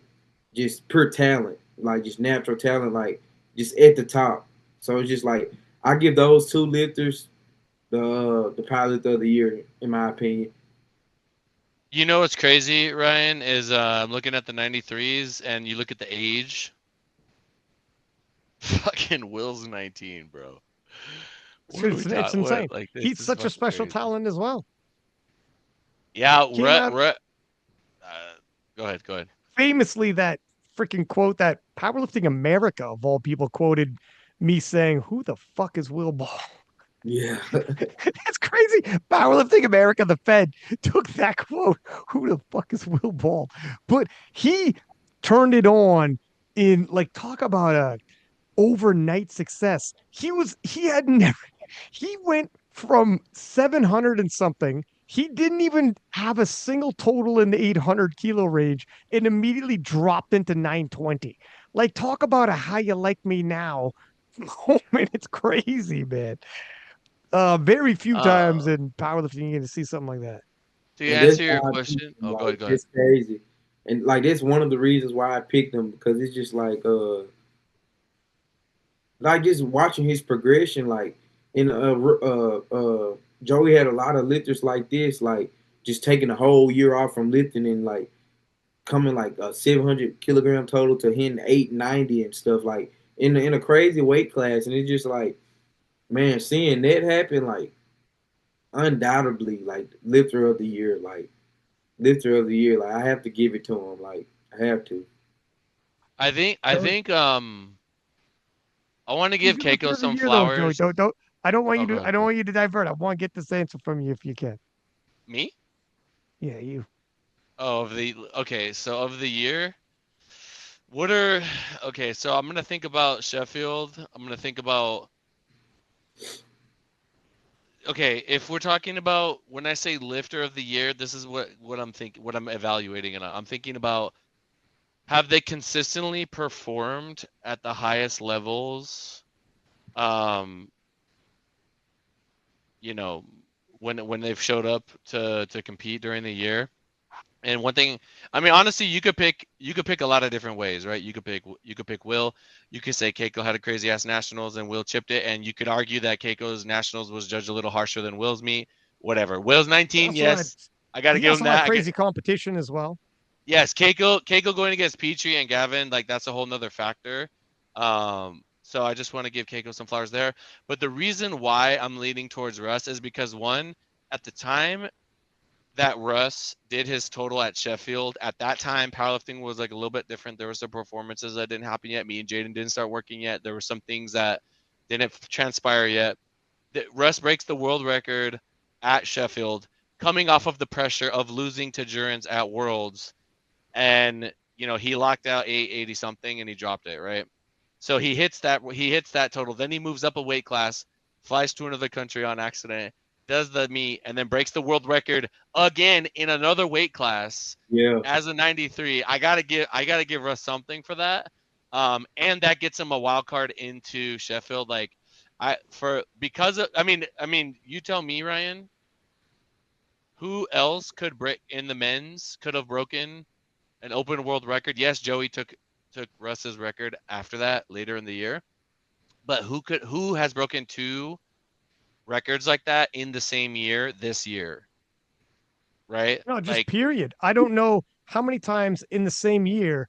I can't remember two world somebody records? What taking are we talking two about? open world totals in two different weight classes like that. I I can't, think off the Bob could top of my head, I'm not saying it's never happened, but off the probably. top of my head, in the same year, like he was within like 7 months, two different weight classes in 7 months took the world record totals. Do you I guys can't think remember the Bob last time. do you guys think Bob could total over 980 at 105? I think Most so. definitely. Most definitely. Yeah, so right now Bob is probably the only person. Bob's only It's 25. not What are we could. fucking talking about? We're not talking Bob, about could though. You got to do it. yeah. Russ No, I'm just did it. saying. Yeah. So for that, I'm gonna go with Russ. But I'm just saying. I mean, there's other notable performances like you got to Absolutely. give. Yeah, there's other. I could keep going. I could say, Jesus came back and did it. He looked his best ever. There's a lot of different things that I could go with. I think I agree with Jaden that Perkins he didn't go all out and he showed like I'm capable of like some crazy numbers. Um, and but for if I have to just pick one, um, yeah, I mean I gotta go with Russ because he broke two open records in the fucking same year and two different classes. And he did this twice. He did this also in 2022, I believe. He broke the record two times. Because we did that Korea meet that we got banned for, but that's all in the past now. But you get Yeah. what I'm saying. You get what I'm saying. But yeah, so I mean, obviously I'm gonna do it from my perspective. There's a lot of great lifters. Everybody's trying to turn up. Everybody's bringing the heat. I'm looking at the top 93s right now, and it's like, man, the sport has evolved a lot in such a short time, and it's powerlifting is not. I mean, remember the early days of UFC, right? What kind of fucking fighters did we have during back then, and the kind of fighters we have now, right? You could have guys coming up off the couch winning titles back then, and now you have like, Alex Pereira's, right? So it's we're starting to get guys that are more specialized for it. They just have the potential for it, um, and it's gonna be an exciting 2026, man. We'll do this again in a year and be like, bruh, so much has transpired. Listen, that's a fact. All right, listen, gentlemen, appreciate you guys both coming on this podcast. Relatively late notice, no less. I am extremely excited, anticipating what the performances are going to be at Sheffield, not only for the actual performances themselves, Russ, Joe, but the implications that it's going to be for young men like yourself, Jaden, and young ladies. Um, it, I'm excited. I know Jaden. I know you're going to be watching. Joey, I know you're going to be there. And let's do another podcast. Let's link up. Let's talk about it. Let's talk about Sheffield. Let's talk about Nationals. When Nationals is coming up, let's hype it up. We could talk about what you saw at Joe B do at Sheffield, Jaden, Hmm. and then you could give me your thoughts on his You performance and wanna also what's going to happen at U.S. Nationals. you wanna go like sometime between Sheffield and Nats? 100%. Okay, and then 100%. shit, the conversation we have then Jaden might be like, yeah, I already hit that total in the gym, so Yeah. I don't Everything could even be different. fucking The yeah. whole world could be different. Whole world could be Yeah, different. man. But anyways, gentlemen, thank you for coming on. Much appreciated. We'll hit each other up in the DMs. And for everybody listening, as per usual, please do subscribe, give us high ratings, and until next time, 6-pack Lapadat, 6 up, and we are.